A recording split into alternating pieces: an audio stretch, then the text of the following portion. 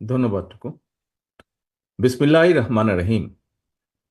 আজকের এই পবিত্র ইফতার মাহফিলে উপস্থিত বাংলাদেশের পক্ষের, গণতন্ত্রের পক্ষের রাজনৈতিক দলগুলোর শীর্ষ নেতৃবৃন্দ, উপস্থিত বাংলাদেশ জাতীয়তাবাদী দলের স্থায়ী কমিটির সম্মানিত সদস্যবৃন্দ, মাহফিলে অংশগ্রহণকারী সকল সম্মানিত অতিথিবৃন্দ, আসসালামু আলাইকুম।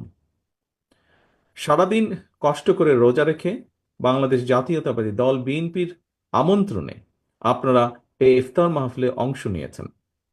দলের পক্ষ থেকে আপনাদেরকে জানাই আন্তরিক ধন্যবাদ এবং পবিত্র রামাদানের শুভেচ্ছা। রামাদানুন মোবারক। সম্মানিত অতিথিবৃন্দ, এই যে আমরা এখানে যারা আজকে একসঙ্গে ইফতারে বসেছি, আমাদের সকলের চিন্তা, আমাদের সকলের ভাবনা হয়তো একদম এক নয়। আমাদের মধ্যে ভিন্ন রাজনৈতিক চিন্তা রয়েছে, ভিন্ন দল মত দর্শন রয়েছে।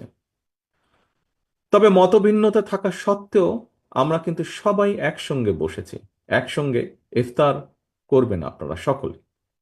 একে অপরের সঙ্গে এরই ভিতরে আমরা সৌজন্য বিনিময় করেছি। এটাই আমাদের বাংলাদেশ। এইটি আমাদের বাংলাদেশের আবহমান কালের ধর্মীয়, সামাজিক, সাংস্কৃতিক মূল্যবোধের এক অনন্য প্রতিফলন।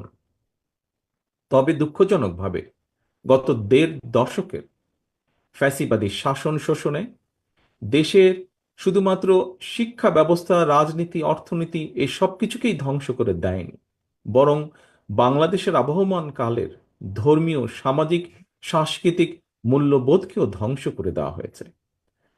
সমাজে ছড়িয়ে দেওয়া হয়েছে ঘৃণার বিষ বাষ্প, বিনষ্ট করে দেওয়া হয়েছে সামাজিক সম্প্রীতি, ভ্রাতৃত্বের বন্ধন।